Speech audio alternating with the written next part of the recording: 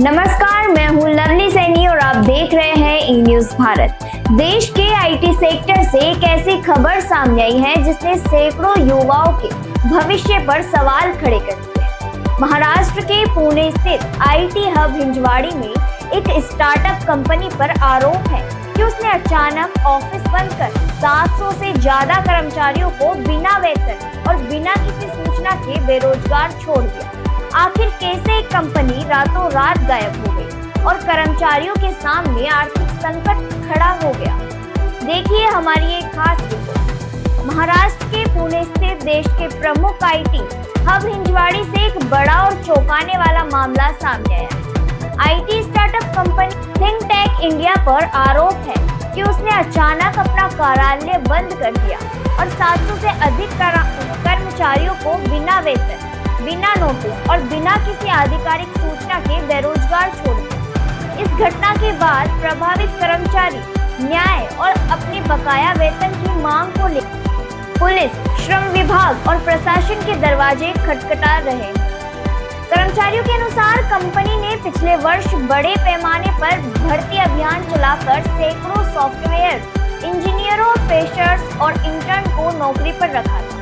शुरुआत में सब कुछ सामान्य रहा, लेकिन इस साल फरवरी से वेतन भुगतान में लगातार देरी शुरू हो गई। कर्मचारियों का आरोप है कि कई महीनों तक सैलरी नहीं मिली, जबकि प्रबंधन बार-बार जल्द भुगतान का आश्वासन देता रहा। स्थिति तब गंभीर हो गई जब कर्मचारी रोज की तरह काम पर पहुंचे और ऑफिस पर ताला लगा मिला। कर्मचारियों का कहना है कि कंपनी की ओर से न तो कोई आधिकारिक ईमेल जारी किया गया और न ही कार्यालय बंद होने की कोई सूचना दी गई। इसके बाद जब उन्होंने कंपनी के अधिकारियों से संपर्क करने की कोशिश की तो फोन बंद मिले या किसी ने जवाब नहीं दिया। इस घटना से 700 से अधिक कर्मचारियों और उनके परिवारों पर आर्थिक संकट गहरा गया है। कई कर्मचारी किराए के मकानों में रह रहे हैं, जबकि कुछ पर बैंक लोन और अन्य वित्तीय जिम्मेदारियों का बोझ है।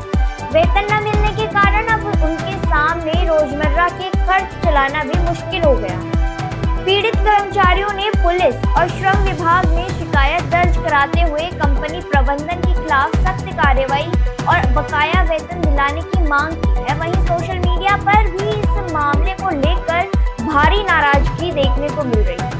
लोग इसे युवाओं के भविष्य के साथ खिलवाड़ बताते हुए आईटी कंपनियों की जवाबदेही पर सवाल उठा रहे हैं। फिलहाल सभी की नजर प्रशासन और श्रम विभाग की कार्रवाई पर टिकी हुई है। बड़ा सवाल यह है कि यदि कर्मचारियों के आरोप सही है तो आखिर इतनी बड़ी संख्या में युवाओं को बिना सूचना और बिना वेतन के कैसे छोड़ दिया गया? क्या कर्मचारियों को उनका हक मिल पाएगा और क्या जिम्मेदार लोगों पर कार्रवाई होगी? इसका जवाब आने वाले दिनों में जांच पूरी होने के बाद सामने आएगा। धन्यवाद।